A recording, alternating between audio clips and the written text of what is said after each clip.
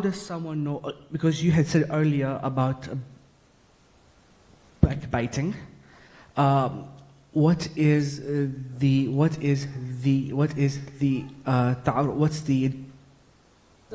definition of that? Is it is it to what takes someone's a name?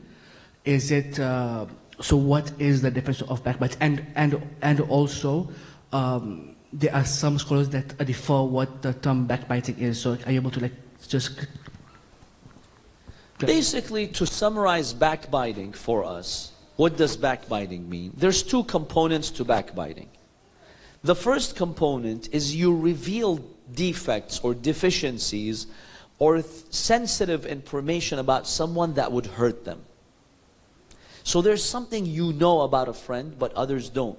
So you go and you expose them. This is haram. You're not allowed to expose someone.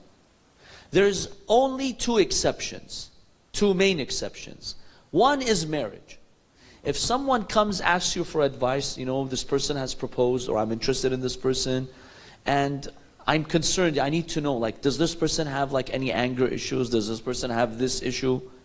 If you trust that person, right? If you trust that person, that they're genuine with their intentions and they're not going to go in the community and spread it, you can tell them the truth. Why?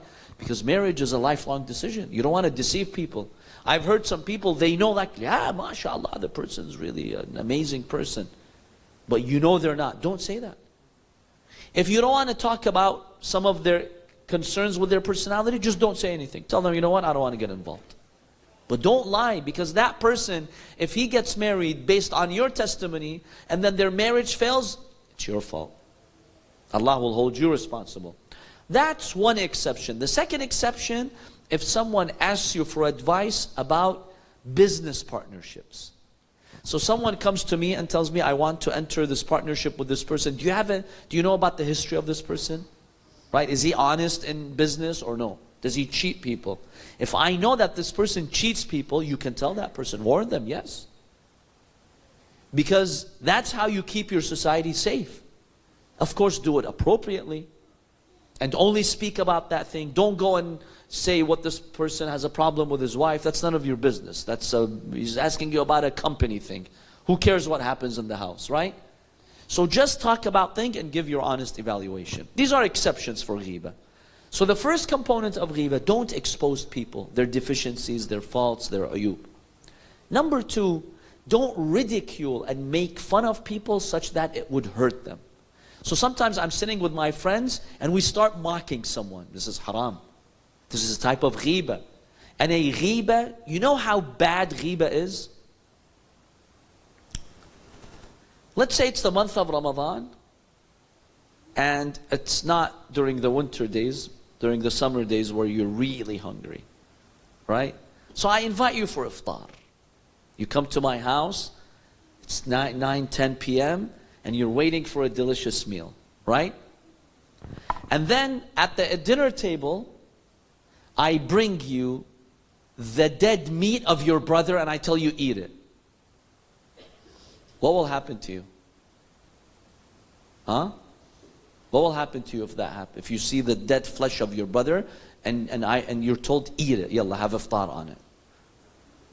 The sisters, you'll faint immediately for sure. The brothers, I don't know what you'll do. This is exactly what the Quran says. When the Quran says, وَلَا يَغْتَبْ بَعْضُكُمْ بَعْضًا أَيُحِبُّ أَحَدُكُمْ أَن يَأْكُلَ لَحْمَ أَخِيهِ مَيْتًا. The Quran says, don't backbite. Do you like to eat the flesh of your dead brother? You don't like that.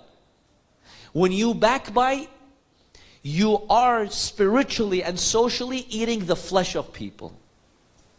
There's two types of eating. Physical eating and then the symbolic eating. When you ruin someone's reputation, it's like eating their flesh, according to the Quran. Just remember that verse. So backbiting is a major sin. Let's try to create a red line in our mind to never do that. It's a big deal. And if you know people are going to backbite, be proactive. Let's say you are going with a late night session with your friends. Prepare nice topics to gain their interest, such that before they start the ghibah session, you will suggest things to talk about, things that they like to talk about. Of course, it's halal and appropriate. Or if you see them doing ghibah, Try to appropriately change the subject, cleverly change the subject. You know, it needs a skill. You can work on yourself to do that. And if nothing works, you tried, you gave them advice, walk away. If that majlis, meaning that gathering, because the word majlis in Arabic means gathering, we use it for majalis because it's the gatherings for Ahlul Bayt. If you're in a gathering that's ghiba being done and you're part of it, you're okay with it, you're not saying anything, the curse and la'na of Allah comes on the people of that gathering. Do you want to be a part of that? So this is what I would say about that.